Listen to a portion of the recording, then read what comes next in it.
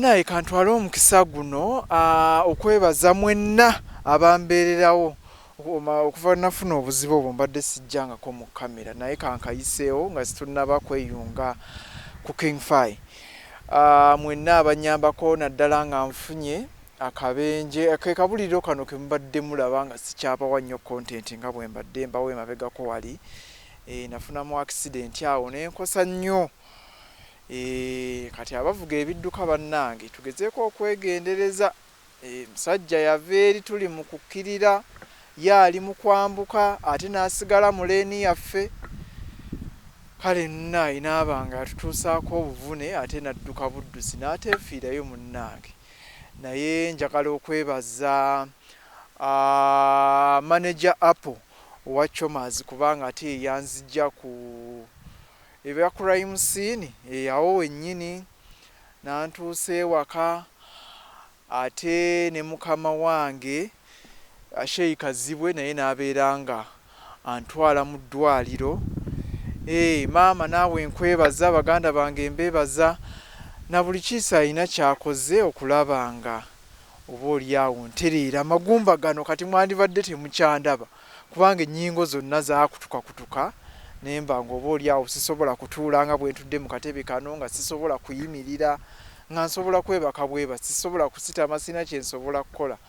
So accident yali y'amaanyi naye neebaza Katonda awamu nammwe abankwatirako okulaba nga oba oliawo ntuuka kati mu mbeera eno gye ndimu. Of course nkyalumizibwa naye ng'ate embeera gye ndimu si yembi ennyo nga gye mbadde mu weeks 3 emabega. Nkwaniriza webale kuba mu lulabi mulungi wa Fik Media. Subscribe, like, comment, share akadekanyigaako ate osobola n'otuwaayo kasente akatinitini singa akagamba akaliko join okatapingamu dola ntinitini n'oba nga ate osobola okulaba ebyo abalala bye batalaba ate n'okutuwagira mu ngeri y'enjawulo osobola oga nti nze kambawagire buwagizi n'otuwaayo dola nga 5 oba $1000 ne tubaawo omulimu ne tuba nga tusobola okugutwala mu maaso. Oba okitegeera King Fire? Embeera nno yeeyo naye wabitegeera nti katenfe saabimanya gw'obiŋŋambye ng'onkyaye nnyo olabye saabimanya munnange era neewunyiza kuŋŋamba kati singa obadde ng'onnoonyaako wandibadde wategeera nti omusajja omusajja yagwa ku nnabe yali ku kitanda wiiki nnamba n'avaayo n'adda ku miggo n'atambuzaako ku miggo wiiki nnamba bannaye si byangu mawulire tegaali malungi. Kale nsaba ali ku Fik Media muyanjulire omubuuzeeko. Bassebo ne bannyabo neesiimye nnyo okukyazibwa wano ku Fik Media. Gyebale gy'otuusaako engalo yonna gy'oli era ntuuse nzuuno era byonna ebigambo tugenda kubyogera awatali kutemaatemamu nga bwe mbireese byonna nga bwe binambuuzibwa byonna bwe ŋŋenda okubiddamu. Gwani nze nkumanyi naye akulaba ayinza okuba nga gwe mulundi gwe ogusoose okukulaba. Nze Muyunga Faizo ge mannya ge bantuuma nga nzaalibwa. Nze nno ntera butagayita gange kubanga nze erinnya lye ntwalanga eryange lyeyo lye neetuumye nga nkuze King Fire. Naliri naawe lyeriba eriryo line paatiike lye weepaatiiseeko erinoonya ensimbi. Kati ntera okugamba nti bampita Muyunga Faizo naye nga yenze King Fire. Lyerinnya lye neerondera ne ŋŋamba mu mannya gonna kanneeyite ino that means eyo lyeryange gano agasigadde siriryo bantuuma lituume bampita buyisi ate nga mundaga muntu lyeribeeramu ebiwandiiko lyeribeeramu naye nga bampita liyite tekwali kwesiimira kwange osanga nali njala kumpita Jonathan osanga nali njala kumpita Akim naye bo ne basalawo ne bagamba katumuyite Faizo ery'ekika nga ye Muyunga. Kati bwe ŋŋamba nti bampita siba mukyamu bwe ndowooza. sinzira gwe ku kyotuka okinnyonnyodde bulungi lwaki ogamba nti bakuyite era n'okinnyonnyola lwaki gwe weeyita. Iyi ensonga yeeyo eno interview enaasoboka kubanga gy'otutandikidde ndaba nga okambuwadde bukyali. So King Fayi akola biki kubanga of course oyinza okugamba nti tumulaba ku TikTok, tumulaba ku YouTube oba tumulaba mu bina-Uganda ebyenjawulo. King Fayi yani oyinza munnyonnyola otya? King Fayi ekyokumunnyonnyola tuyinza n'okusulawo kubanga ye muntu ayagala ssente era wonna wendabye ssente kkubo lyonna lyendabyemu ssente sirinaako buzibu nze ndikwata. Oli munoonyi wa nsimbi. Butereevu. Kale nno nkola ebintu bingi.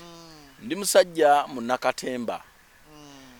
Omusajja akola movies ez'enjawulo. Omusajja azannya drama ow'oku stage gwe goyita stage drama. So ebyo byonna eyo nsangayo mu katemba owa buli kika muzannyira ddala. Ate era ndi musajja neekolera gyange. Omusajja anoonya ensimbi mu makubo ag'enjawulo naye amatuufu emirimu egy'enjawulo nensobola okwebeezaawo. Manyi bakyonoona ekyo ekigambo ekya neekolera gyange.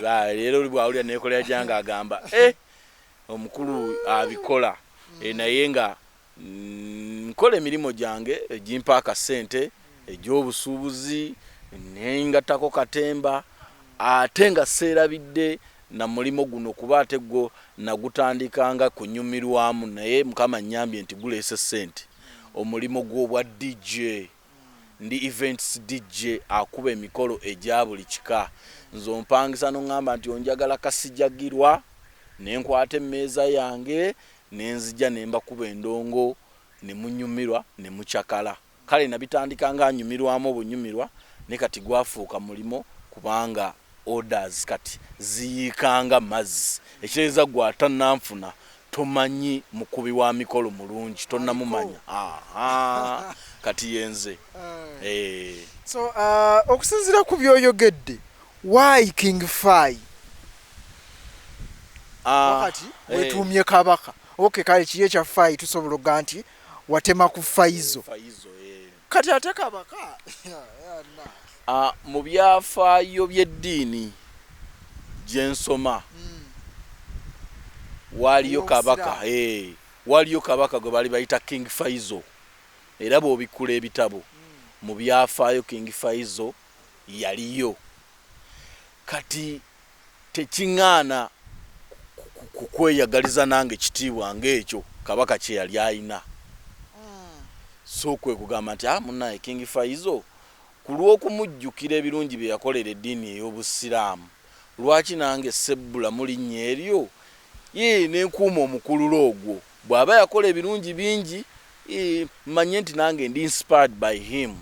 So kwe kusalawo nteekako King Fayi. Kati engeri gye ntera okukubamu oluusi endongo nosaako mu bibaala nagamba sijja ddimala nnyo Fayizo kandiyite Fayi.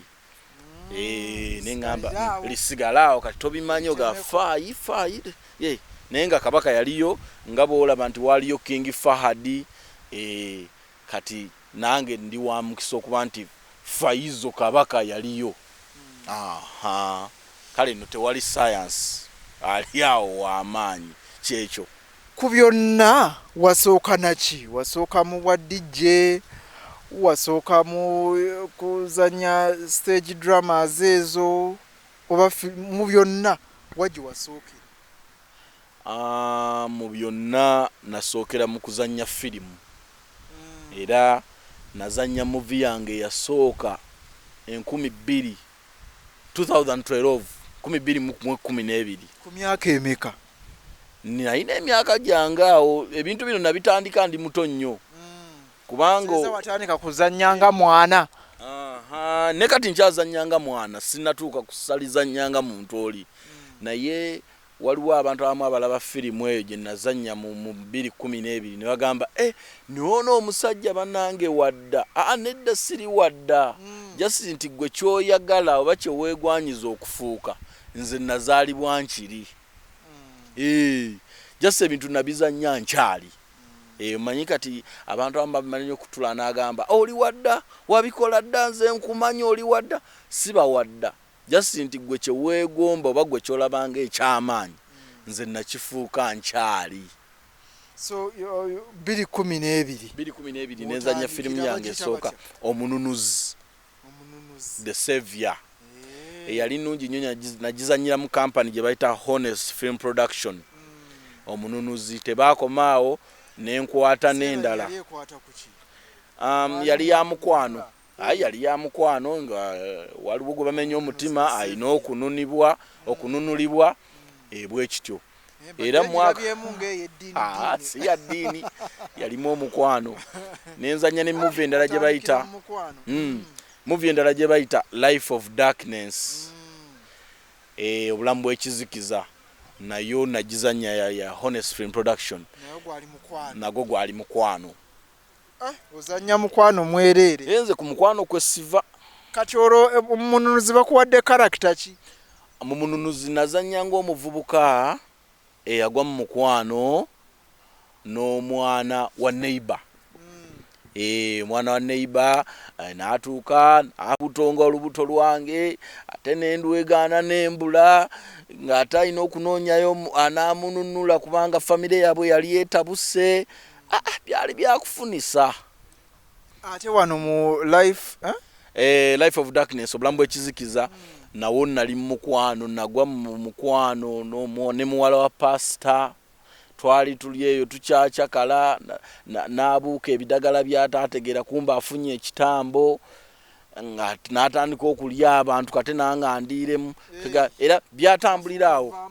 Kale nno munnange bw'ozinoonyako ezo movie zaali nnungi. Ne kati ye firimu gyenda neŋŋamba mwatu omusingi gwali munywevu kati kwennyimiridde. So bw'ovaawo tuyisizeemu olugendo lwa King Fay ng'omuzannyi wa firimu paka kati wano waali. Bwe navaawo olwo njogera bya firimu byokka, ne neeyunga ku kibiina kye baali bayita Teddy Film Production. Mukyala Teddy namusanga mu kibuga Masaka, nensaba mweyungeko, nanzikiriza. Nenzanya mu firimu gye baali bayita Katalina, yazannyako mu Kutujja TV egimu, bannamasaka baagiraba. Nazanya titles zaali nyingi. Bwe nava mu Teddy's nenjoyininga Cranimax Films. Cranimax Films ewa Teddy waliyo mwaka ki? Naliyo 2016 paka nga ku 2018. Emyaka nga ebiri esatu nga tukola ffenna. Bwentyo nenjoyininga Cranimax Films. Cranimax Films mwami Cranima nanyaniriza bulungi nnyo, era ne tukola movie eyasinga okutambula mu Lockdown gye baali bayita Ndooba, The Untold Story. Awo abantu bayongera okummanya n'okuntegeera ne bandabamu kwegamba ekinyusi, ne bagamba ebintu bino nja bikola. Omulamu abasinga gukulabiramu awo mu Ndooba, kubanga Ndooba yalaga nnyo ku TV, bantu bangi baagiraba. Bwentyo mpola mpola nenzi. Ndooba omulamu yali kuki? Ndooba omulamwa gwali gwa child abuse. Kaali kaana ka buwala ne kakulira mu maka ga kitaawaako ne bakatulugunya. Ate nga nange mu maka ago nzijamu ng'omuko nange neetulugunya ate omukyala w'ewaka muntulugunya etaalimbi. Keganga bwenzire eno mbeera muko, ate bwenzira ku side y'omukyala mbeera mwami. Kale nange nennyongera okutabula amaka gaabwe, abantu kye basinga okuwuumerwa n'okunyumirwa. Kugamba entabula gye wagatabula bulungi. Nagatabula ne basiima. Bwe bityo kale eyo gye nava, olwo tuvudde mu Lockdown, nfunye opportunity ate egenda e Kampala, olwo ndaba Masaka wempangaalira tekiggwa. Ndooba mwali mumuzannyira eno e Masaka. Masaka, ng'olwo nkyabeera nange Masaka. Nennyingira ekibuga. Kaana kambaata ntandika okwetakulira ntetenkanyize mu katale akagazi. bwe natuuka e Kampala tebaali babi ne bannyaniriza era ne ntuukira mu kibiina kyenkyalimu n'essaawa ya kaakati kye bayita Unique Talents Uganda. Unique Mwami Kasozi Rogers ne Mwami Musa Mukiibi. Unique Talents Uganda tukola stage drama. Bino byonna nabizannyanga nenga ngamba Mukama Katonda oli nnyamba oli ntaasa nange nenzannyako ku stage. Abantu nga bali wali bandaba kuba ne bazikubanga kuba nakule waka ndaba ba Ebonizi ndaba Kayimbira simanyi siyetala bonita bintu bwe bito nengamba nanga awona yesungu byaga nga nyumirwa babana basengeri gye bakizannyanga ndaba ba Patrick Omujuka ndaba abani nengamba Mukama Katonda bwentyo Mwami Kasozi n'ekibiina kyonna ne bannyaniriza era nenkuba omuzannyo gwange ogwasookera ddala mu bulamu ku Bat Valley Theatre. Baali baguyita mugambo ku mugambo Sobolo.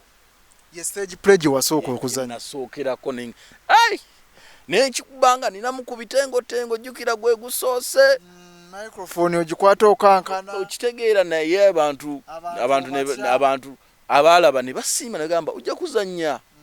Kati nzanye emizannyo egiwerako egiyingira 7 ku 8 ku stage.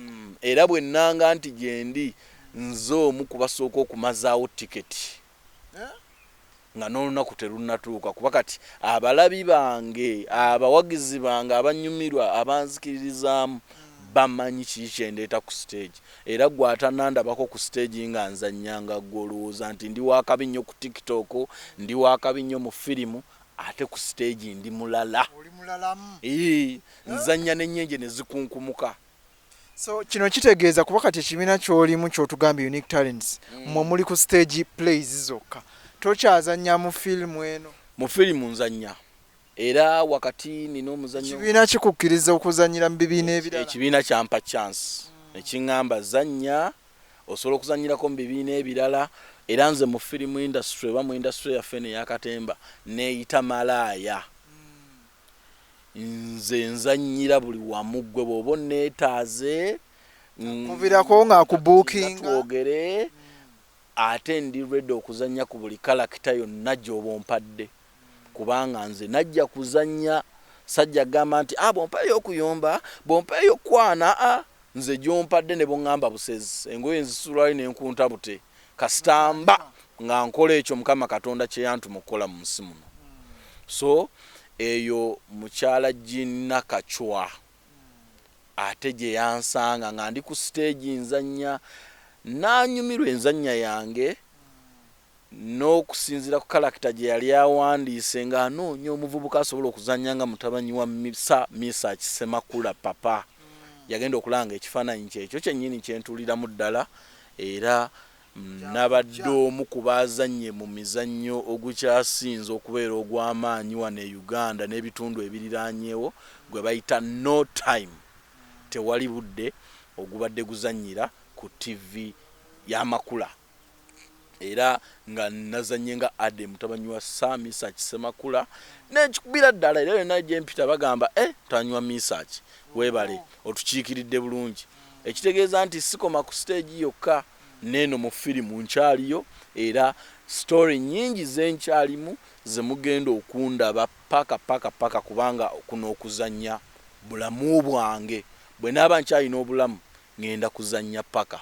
Seri ekyagenda mu maaso oba yawedde? Seri ku TV yawedde ne waliwo empya eyatandise era abazannyi bammwe bonna mwebali mwetuli mujja kuba mulaba buli kimu ekitambula.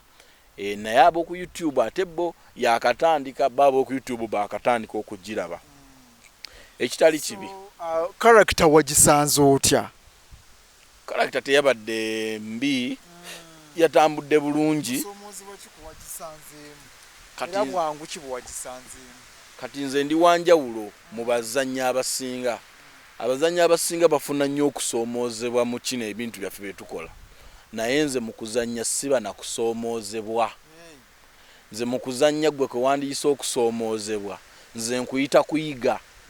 Nze bwe nsanga ekyagala okuyingirira obulamu bwange kyagala okutataganya emirimu gyange nkiyiga buyizi bwe mala okukiyiga nenkisolovinga kati nze sisoomozebwa era bwe nsanga director nangamba njagala onzanyirenga omugagga nannyini bizimbe ebiri mu Kampala yonna nkakasa nti nfaananira ddala ng'omugagga oyo so gye nkoma okunyigirizibwa gye nkoma okukuwa ekituufu gwe kyeweetaaga kati firimu yanyanguyidde ate wabadde mu kuyiga okwandibadde ng'okusoomooza nazanye n'abantu bulijjo be nakula ndaba ku TV mwami Andrew Benon Kibuuka mwami Senkubuge Siasa Anti Jini Nakachwa Sami Sachi Papa Semakula kale no kati sewabadde kusoomooza wabula nadde enjiga nengamba kiriza mukama w'amaanyi okutuuka ku salino abantu bennakula negomba kati mbalabako bwenti omuntu yandibadde agamba nti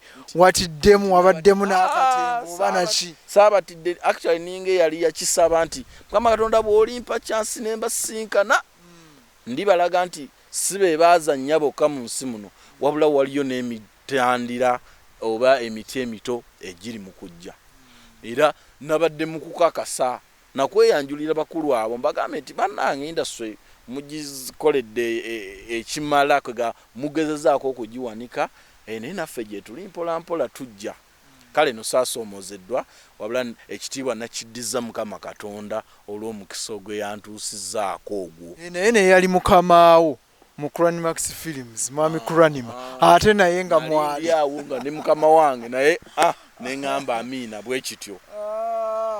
So basically how was the experience okola kuba kati of course kati kino kibiina kirala bakayimbira drama actors of course mulimu n'abalala kati nga mwami Cranima of course Sami Sachi abayimbi naki Lady Titi yalimu so how was the experience basically experience lyali sanyu jereere ne excitement nga bakugamba nti leero ogenda kuzannyako ne mwami Andrew Benon Kibuuka n'omujjukira mu firimu gye yazannyanga Dube Sempaata atasasula booda noga mwomujjukira mu kigenya genya n'ogamba kati nange tugenda gasimbaganya bwenyi tuti twetwale layini ku layini kale no experience yadde nungi era ekitiibwa nkiddiza Mukama Katonda ate era n'ettaffaali lye bannyongeddeko nganze simanyi nti oba bwe ndikuwaamu gwe omulabi waffe onaasobola n'okulisitula kubanga ddene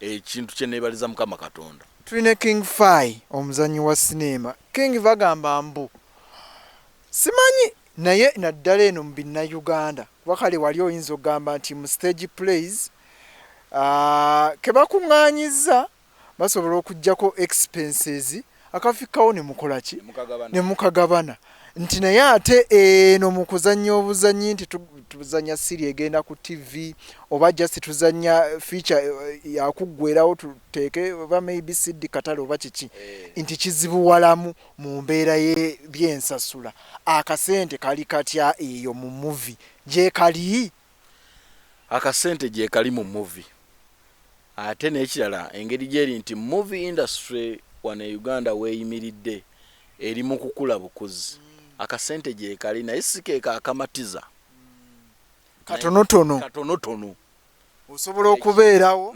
ekitegeeza nti eno movie osobola okugufuula omulimu naye ate n'ogwongerako omulimu omulala si buli kimu nti kigenda kuweebwa era si buli kimu nti ogenda movie tosobola kugufuula full time job buli kimu kyeweetaaga gwe ng'omuntu okitunulidde kukijja mu kubanga bino ebintu bya steps bino movie industry eringa nnyumba oyina kuzimba buzimbi mpola mpola paka lwofuna ekisiikiriza ekikumala kale no tulina bannaffe nga ye yazimba n'asereka kati oyo bwazifuna muto munenya ekintu aba akirwaniridde from down to up naye kati toyinza kuŋŋamba gwe nankyama eyakomo eyazannya ku sipiikidde ku ssomero mbugwe oyagala ojja enkya oyoole si bwe biba eno mu movie eno mu movie ogigwani ozannya otya baani abakumanyi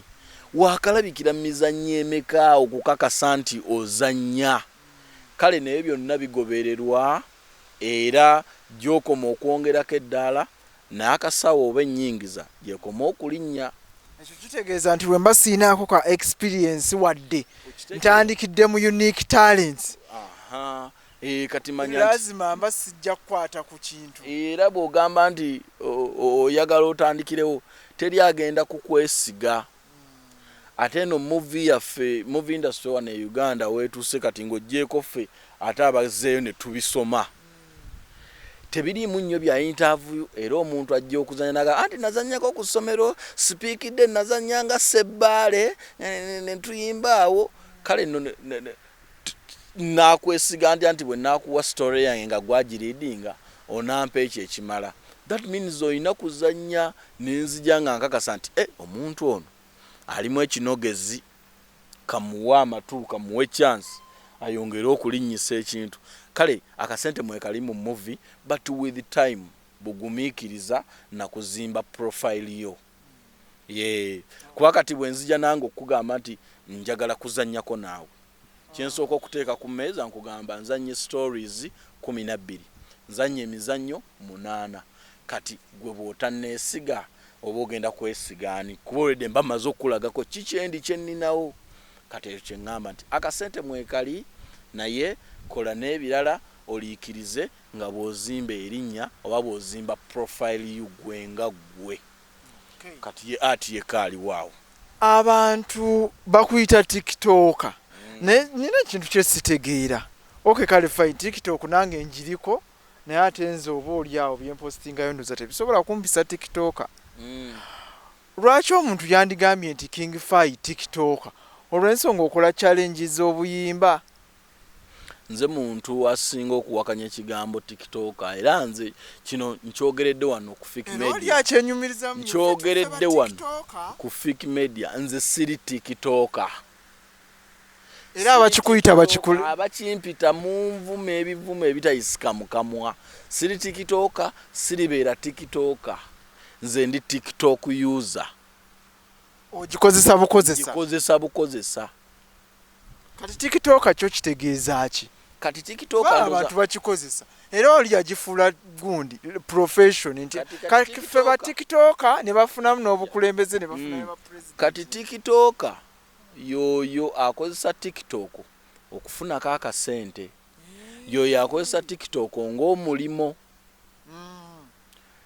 Kati simanyi oba gwe kino ekigambo okikiza omuntu okuyita YouTuber. Oli YouTuber? Simanyi. Njagamba nti oli YouTuber kubanga olina account kuno esobola okuwaayo akasente.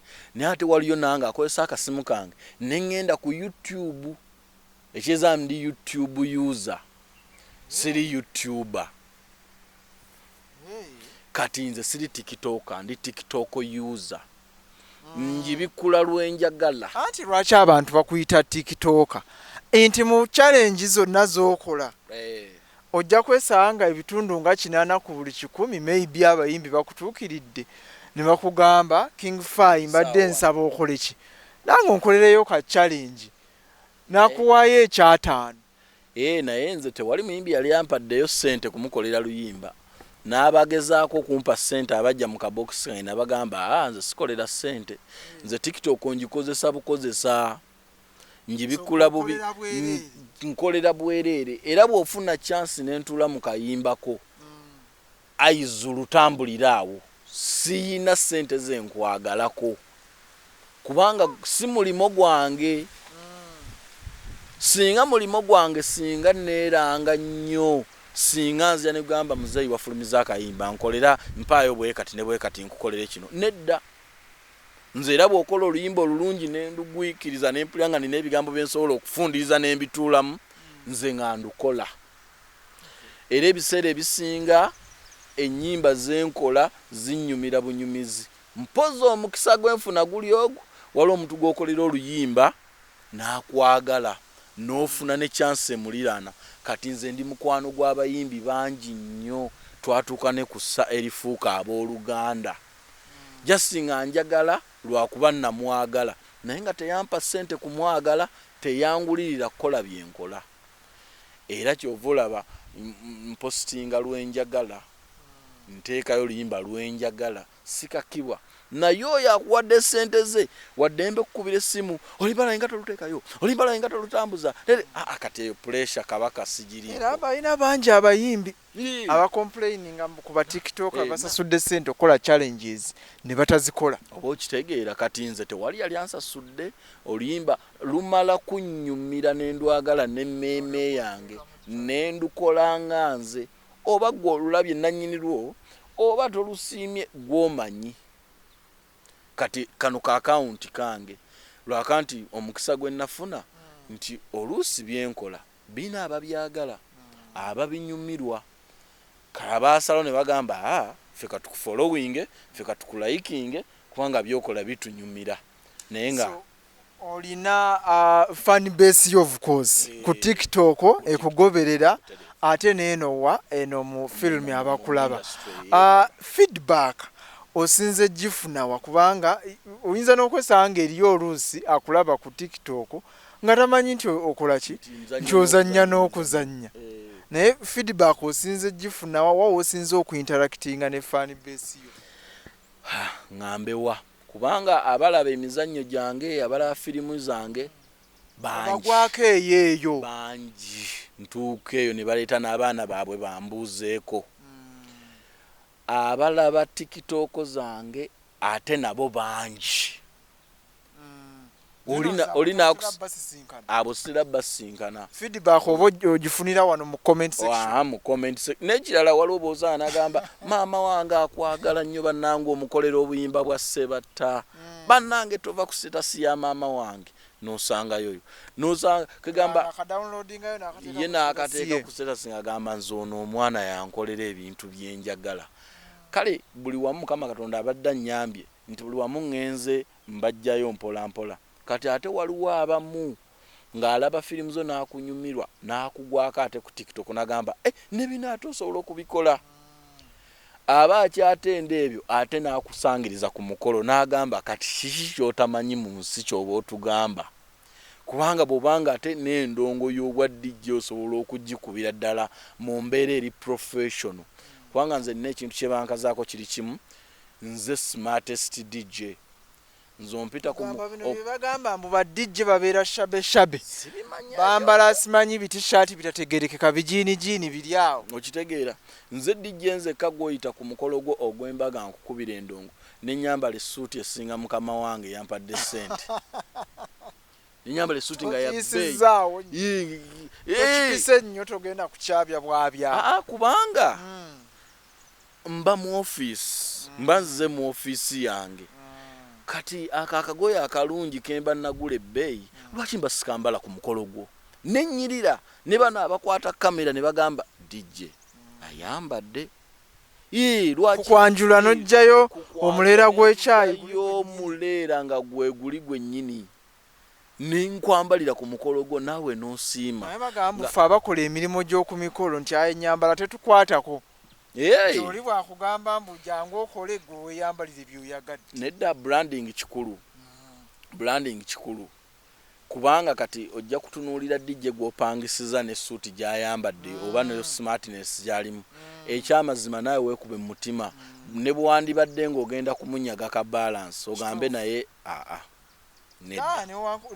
ne bwatuuka kuba abasinga kye bakola bwatuuka ebiseera ebisinga nga ka balance akola ki akamuwa naye kati butuufu okusinziira omusajja ono kamwongeremu 5 nzije ku mukolo gwo ekitundu ke namuwadde namusasudde namumazeeyo naye ku smartness 5 gaago si bino nti ate nzize kukola ku mukolo gwo zijidde kaboda nina enfuufu mu matu nange njagenda mu parking nzijeyo akamotoka akalungi nzije ku mukolo gwo otunuulira omanye nti kati ofisi yange etudde togenda kumpisaamu maaso nga bwe wapangisiza endongo ekitiibwa kyenjagala owe abakamera kyenjagala owenza ow'endongo kyenjagala ow'abafumbi kubanga nange mba nzize kwongerako taffaali kwekyo ku nteekateeka z'ogwe nga ggwe awo ndowooza ba service providers ku mikolo egy'enjawulo mufunyeemu ekyokuyiga of course ab'emmere bo uniform yaabwe ebeera oba tojja musuubira kwambala ki